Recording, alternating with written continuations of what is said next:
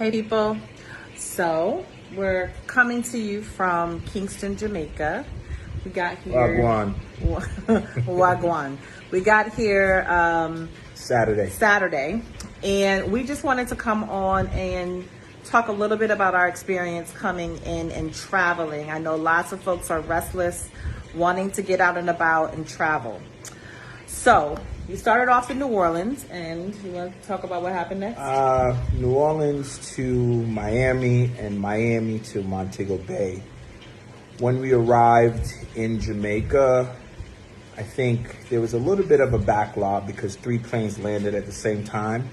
But as you exited the plane, they had everyone lined up. You had medical personnel in masks and face shields, full PPE, taking temperatures, escorting people to the bathroom as they knew it may be a little bit of a wait, so they were pulling people out of line, which was very thoughtful. But as you kind of moved through the line and they were taking your temperature, you kind of started to see the assessment process of what was happening. By the time we got to the first kind of checkpoint, hand sanitizer, and the first part of the screening process, you were escorted to a table where they took your information, which your information was already in the system because you had to fill out a form to get authorization to come into the country. 3 days in advance of travel. 3 days in advance of travel. Which somebody forgot to do. Yeah, she forgot to do it. And we almost got left. We ain't gonna talk about that. That was her. That was her, right? Mm. So after that, they pulled up your information in the system, verified all of your information, kind of did a reiteration of what was on the document, kind of let you know what the procedures were in terms of quarantining when entering in the country. So then they informed us, or asked us basically, informed us, do you understand you will be getting a corona test today before you leave the airport? Right. So we left that space, finally got to immigration. So we gave our immigration documents and then moved on to customs. Meanwhile, every 5 to 10 feet, someone is spraying you with hand sanitizer. White rum. I mean, the chair we had to sit down in the registration space was wrapped in plastic. And before I sat down, someone rushed in, sprayed it down with some sort of sanitizing spray, sprayed the table. The woman who was taking our registration information changed her gloves. All of them had on N95 masks, white face shields, wiped down. You need to get your curry chicken. Go get your chicken. Wiped down the surface area. And so this was happening at every step of the process. So after that, we go through immigration. After immigration, we head in to get our bags. Before entering the baggage area, we are sprayed again. We get the bags. Before we go through the customs now, to clear customs, same procedures.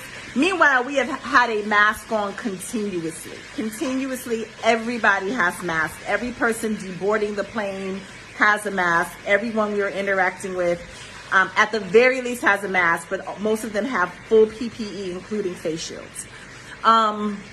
So after we finally clear customs, then we were directed to put our bags into a holding area and given a card. From there, we were escorted to check in and verify our identity again. And then we were given the corona test. So the one thing I forgot was let's start all over again. No. Before we got to the bags though, after we left immigration and they verified our information, identified our test kits, then they sent us to an area where you had to download the app. So there was an entire app that we had to download with a message from the Prime Minister. And she's going to tell you about the app because she loves the app. But this app is where you see a dashboard of all the cases in Jamaica, parish by parish, how many people are sick, how many people have died, active cases, recovery cases. And this is also where you check in on a daily basis while here. So they're tracking you, but also collecting data so that they know what's going on. But not only that they know what's going on, you know what's going on. So that was very, very impressive to get that app. So once we got that app, got our bags, went through customs, then we had to go through another checkpoint. So I think right now we're at 6. Off the plane temperature, first checkpoint into the screening area, then the next checkpoint into immigration, after immigration into baggage claim, after baggage claim into the app, after the app to actually get the bags, and then after the bags to go through immigration. So yeah, we're about 6 or 7, right? So then we enter into this next line, we go outside, they take our bags, store them, and then we had to go to this other line where we had now downloaded the app, we had been sanitized about 6 times, and we were given these documents to show that we had gone through these procedures and that all of the paperwork matched from when we signed up online to what we confirmed to when we were on the ground. For that information being matched up with test kits for each of us for 2 corona tests, 1 nasal and 1 mouth swab. So then now we finally, after all of that, then we get to the doctors who are on the outside of the airport, who then take intense on the outside of the airport. Nasal swab, and then a oral swab. And then, only then were we then given additional paperwork that we can then come back to get our bags to then leave the airport. Now tell her what happens after you leave the airport when I go check on my curry chicken that I'm cooking. So after that, I mean, it's been amazing. So we actually flew into Montego Bay, even though we're staying in Kingston. And so someone had to come pick us up, which meant we had to travel. And as soon as I left the parish where the airport is in Montego Bay, as soon as I left the parish, the phone went off and was like, where are you going? You need to check in with us. You're traveling, you're moving. So it was clear that the geo-tracking system works. But beyond that, what I've also seen is everyone here is wearing a mask. Everyone, even the man at the corner with the squeegee guy at the corner trying to squeegee the windshield has a mask. Everyone has a mask. If you've ever been here to Kingston, you know sometimes you have to go past a guard to go into a parking lot for a store. Those guards have on masks. You have to pull up. Usually they give you a ticket so that you can enter, and then you have to use that ticket to leave. They have thermometers. They take temperature checks to get into the parking lot for the store.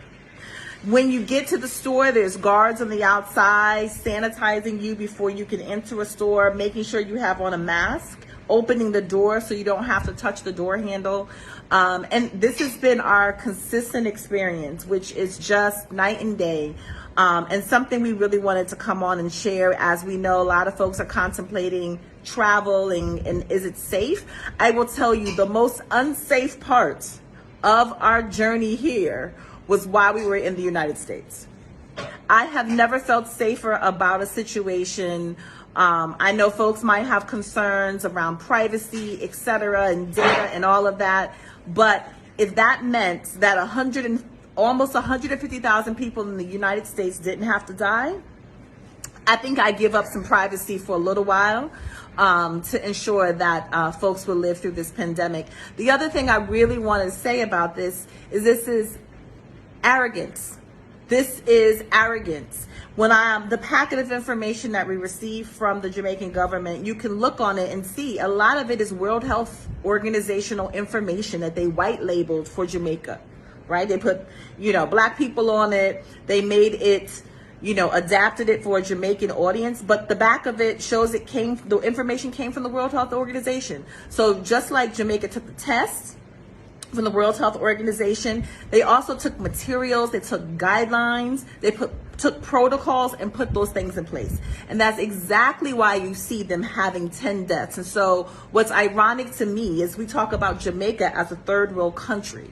when first world America is on track to seeing hundreds of thousands of Americans dying from arrogance, So let me put that into perspective for you. I was born in Jamaica. I grew up in the U.S. and in about 2007, I came back to the Caribbean to work in several islands. The first island I worked in was St. Kitts and Nevis. Population, 40,000 people. That means the entire island in St. Kitts and Nevis would be dead twice over, 3 times over, based on the count in the U.S. Barbados, I've lived there for 2.5 years as well. That country has about 350,000. That means half the population of Barbados would be dead right now, based on the numbers in the U.S. St. Lucia has, I think, either 75 or 150,000. All of St. Lucia would be dead. So we're talking about entire countries worth of people have died in the U.S. We have not seen this. So prior to coming to Jamaica, we had to take our kids down to Florida to their grandmother. So we live in New Orleans and we're traveling.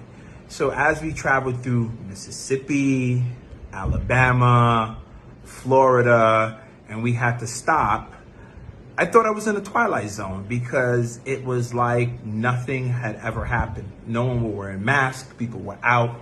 Everyone was just like, okay, great, you know. And so it's very sobering to come home, and I'm very proud to kind of see how our government, the Jamaican government, is handling this. And as Takima said, you know, nothing about their response has been, quote unquote, third world or developing nation. It's been a first world effort.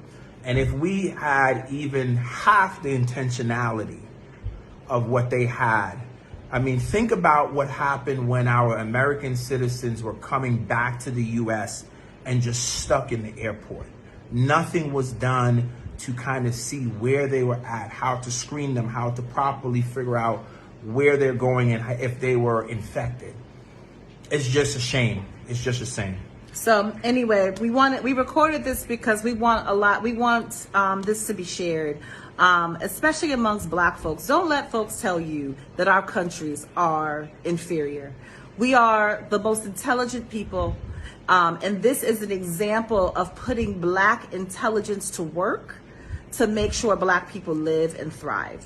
So just want to share this. Please share this, especially those of you who are considering travel. I recommend you find out if you want to travel, if they have things like this in place. I feel 1,000 times safer being here. In many ways, I'm counting the days so my children are, join us here because we are so much more safe here than we ever were back in the States. So anyway, I hope this helps y'all. Leah Tayer.